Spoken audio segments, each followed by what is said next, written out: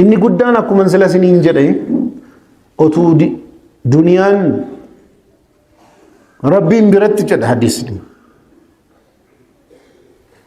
قوتشو بوكي أما بوكي رممتي قوتشو صدر كاسان أتو جيسي كافر بشان تبتاتو كل إنه جوجلا ربي برتي أكوني كنا ما برتي ميتي ربي برت آخرا نو مال فيدا جنة وانيون جن نبرت مال ربي برت سنوما غنيون على العالمين ربيني دنيانيس آخرانيس إسا ومامت نوفي وني قدان تأي جنة كيسا كنجرا نوتي قدان تأي مالي ربي ما يساتي أومي كان الرحمن هاجاك أبا حديثني كان جدو ربي برت وان ربي برت جدا من برت في النقا فهيكنو دنيا علم تفايدة هدو كبكون أكواني فيني وينتي تأي آخرة في دنيا غافة والبرا قبمو صدركان آخرة دنيا را هدو جارة آخرة لا والبرا قبنان دنيا وان تبويت كون قروا آخرة والبرا قبمنان والبرا قبو كان الرانفن إجوم دنيا سينا كبدو تولال دنيا رت ملكاهو هندن دينو ملكاهو نمو أكنا متقوت مسكينة دوركنا قبو مال تولدي بين المجد الجنة أكا أمة مسلمات أمة يتيم غافتاني كفاتين ديني دا فنو هدو دا نموني غوسا سدي جرو غوسي توكو نمرت تركتاني كان جراتن تجرو إني لما فهمو أوف دنداني نمرت نركني نمبراتي فيس انتاني أوفما قفرت لعبتن ورسا دفامو نمرت نركني أوف دندانيرو أوف دنداني لعبني نمبرا غرغارا جرو سدن كان كيسا كمين في النالا أوف دندأو برد برفني ديني كينياف حواسة كينياف ماتي كينياف بيجا كينياف نما غانو تاني أرغمو نرائي غما التوكو ممالتو أرغمي فقير مان كن هيوم مان كن أكوان جلتم تويتي نما تفكيسون أرغميرا مالي برادو فيكوني برا هجراني بتوكو نانو جري حسن البصري ترانو أمني إسلاما إنجفنو قد أرغتي ورّي أمويوتا أوروبا را فرنساي ولكا قبتن برتغالين دقاني قبتن إسبانين قبتن أسي أفريقا لان بيه هدو دقاني ببلتي غنيمان ببلتي مال بنا ورّي غنيمان غافة دوف ورّي تايتا رجل مالك هدو أرغتا أمني واي ديني ريسي ورّي تايتا قبو كان وانارك جراجرو خجلوتي اتفو فيناني جري حسن البصري نمي مسجد دعوة دقهو ديسي كان رتت إيفتي مالو يا نمي ديني رفقاتا رجلاني مال بربادني أمة ديني تدبسو بربادني مال جدن أكا نمي حركة ورّا سورسا ورّا أمراء تاجرو كان أكا تفتوف دنيا فايدان قبدو والي يما كان ولتقبني غورني أمة داس دبسو راف إسا قو فهمو جل قبن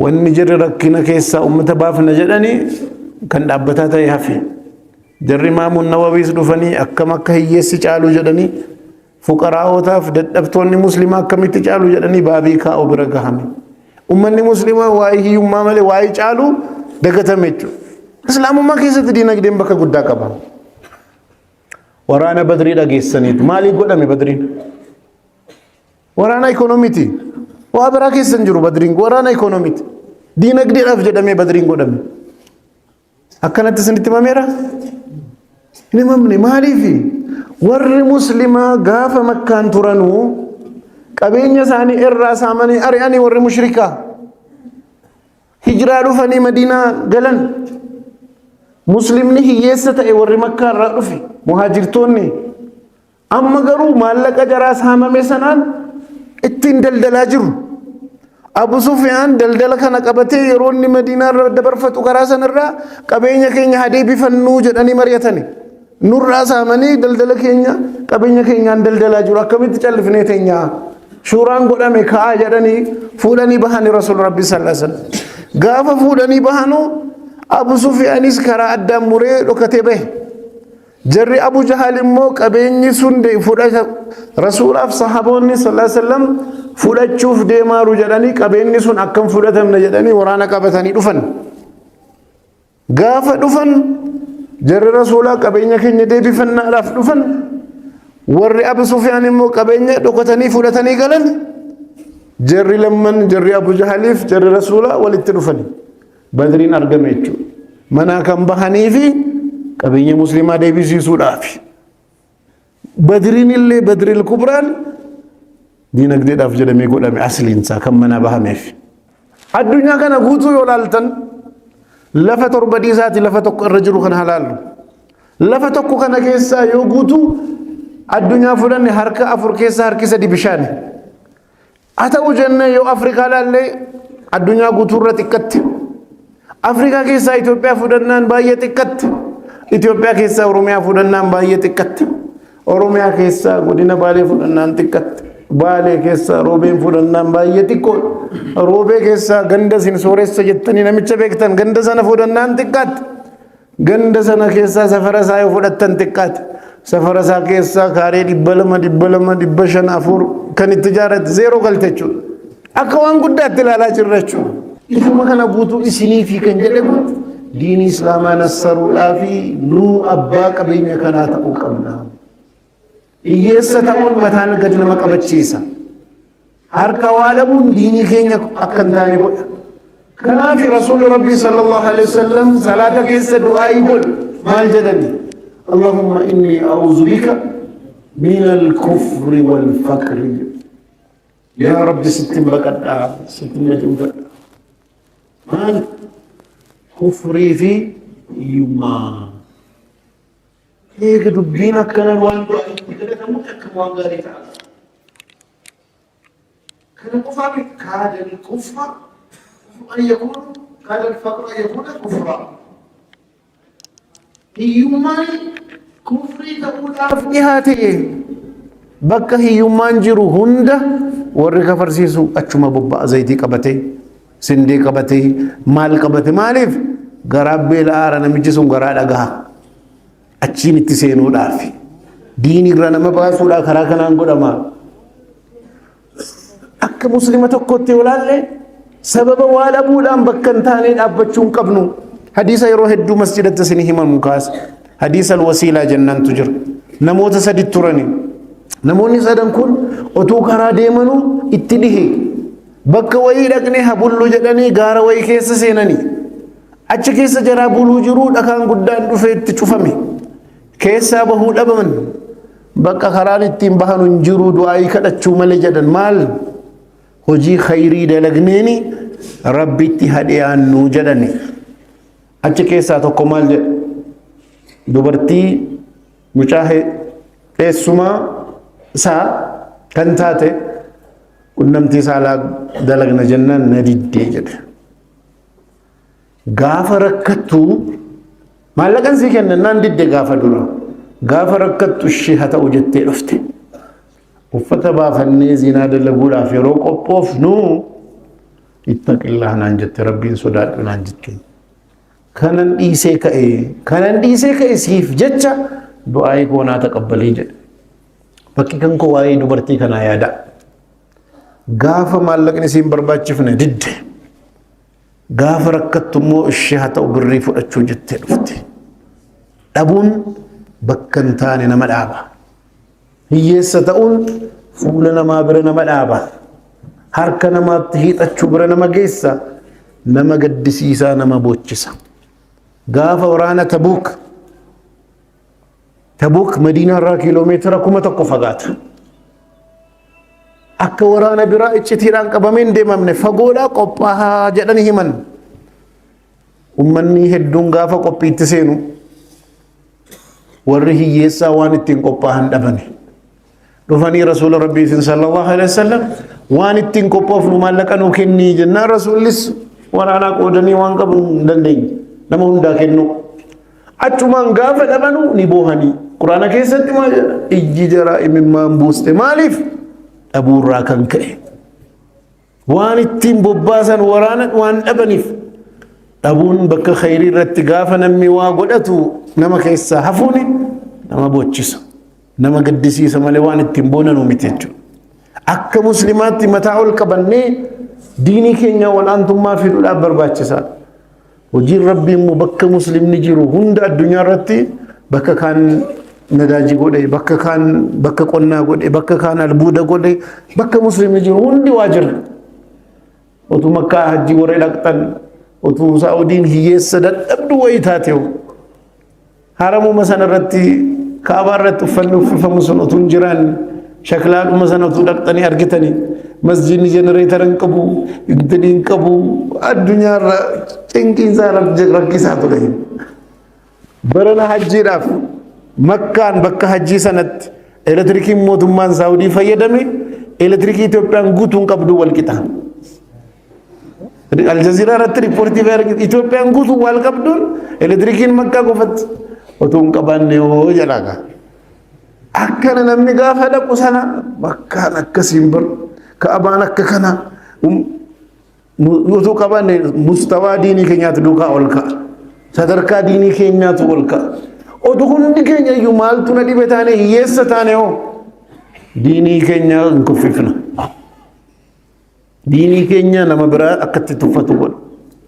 Kaayyoon diinii babal'isuun kaayyoon bilisummaa maallaqaan yoon deeggaramne faayidaan qabdu.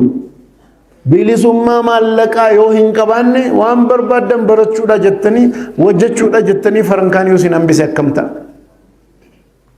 Kanaafuu rabbiin waa hedduu nuuf uume. Diin al-Islaam keessatti islaamummaan hojii hin tuffanne. Bara Umar ibn al-Khattab sahaboota wayitu salaatanii balbala masjidaa taa'u subhanallah alhamdulillah jedhu. Umar itti dhufee maal hojjettu jennaan zikrii godhaarraa. Eega salaatanii fantashuruu jedhee rabbiin maal hojjettu ka'aas jedhee alangaalaan ari'e.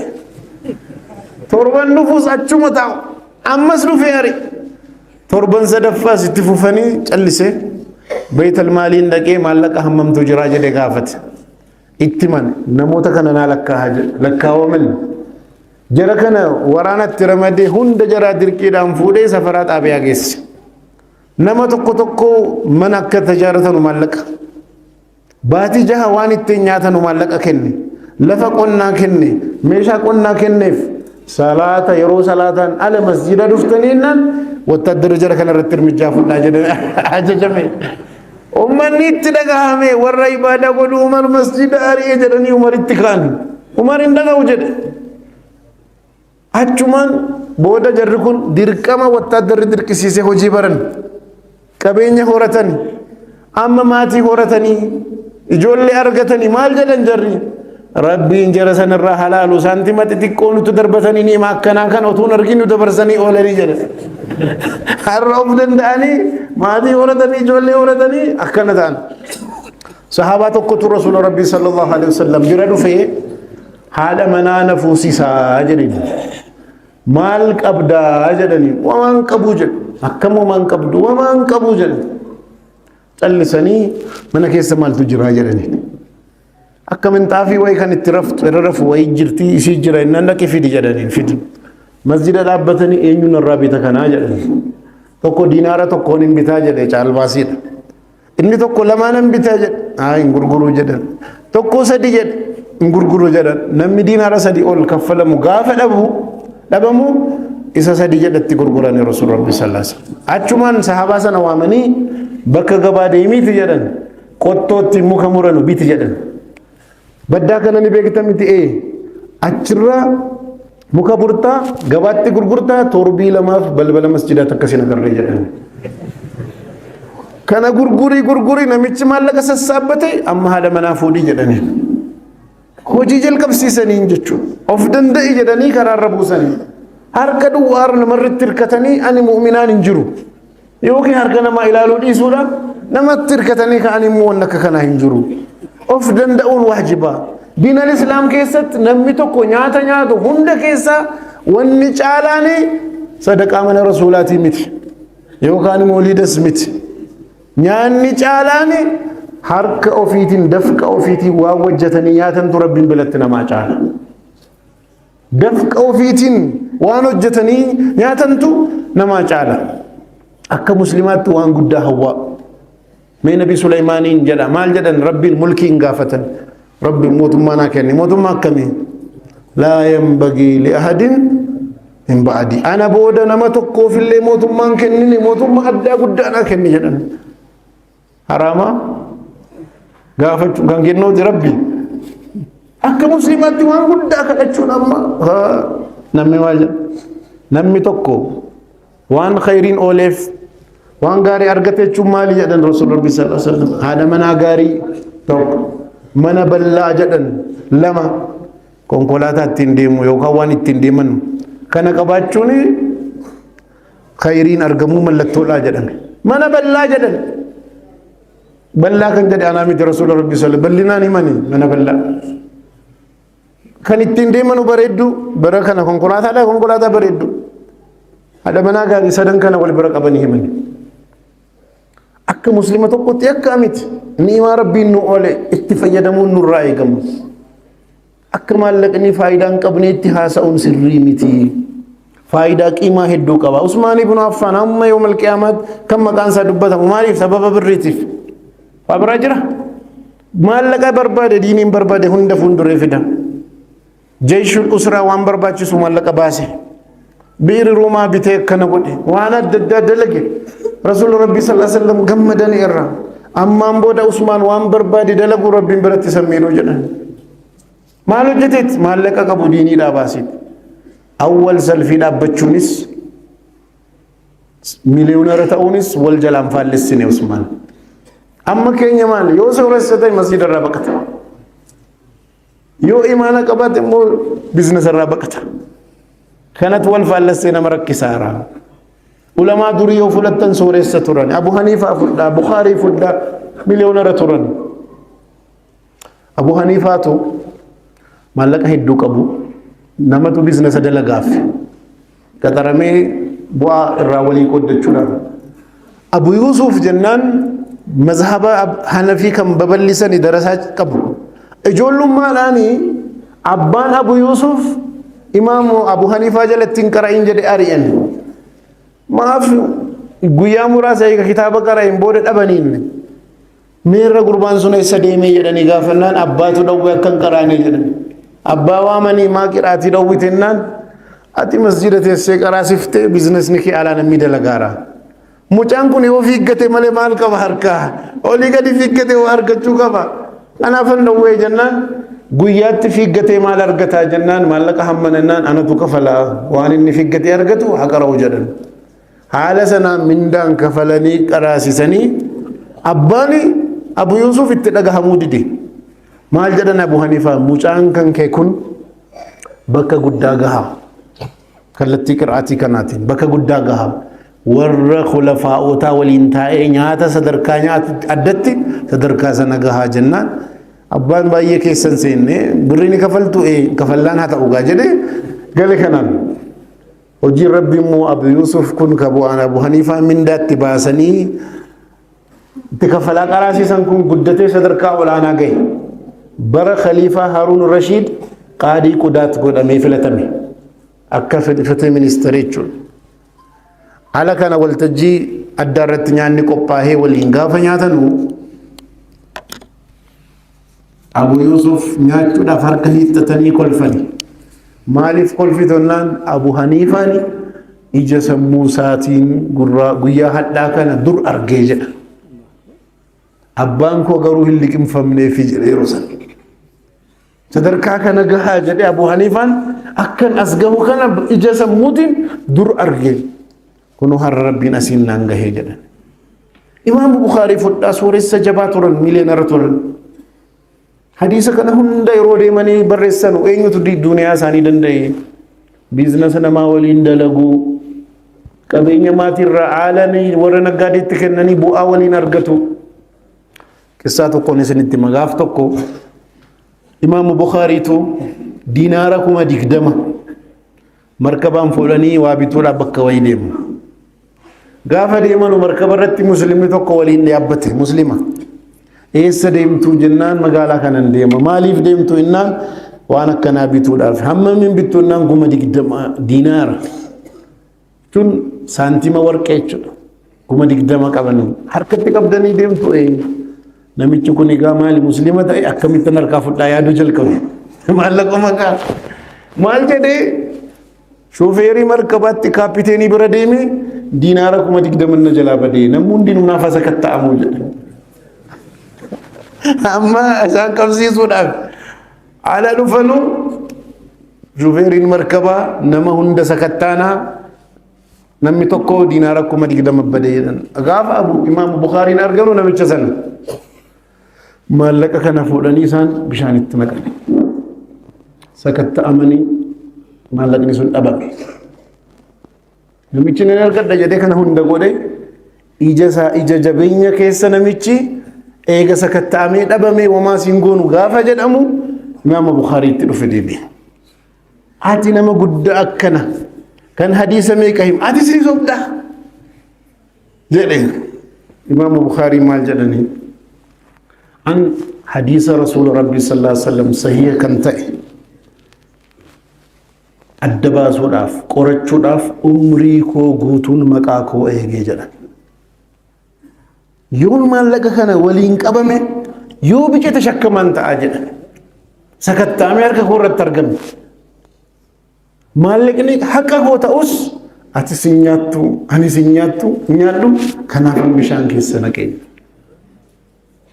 argitanii tokkoffaa miliyoonara turan lammaffaa maqaa ofii eeggachuun innumtuu umrii koo guutuu hadiisa rasuula rabbi sallallahu alaihi wasallam sahii gabaasuudhaaf maqaa koon eeggataa ture jedhan warra durii gaafa ilaaltan Abdurrahmaan ibn Awf hin fudha Abdurrahmaan ibn Awf seenaa islaamaa keessatti miliyoonara guddaa nama ture gaafa hijiraa godhu Madiinaa irraa Makkaa irraa Madiinaatti qabeenyi hundi harka saamamee harka duwwaa gale rasuula rabbi sallallahu alaihi wasallam ansaaraaf muhaajiroota gidduu obbolaa godhan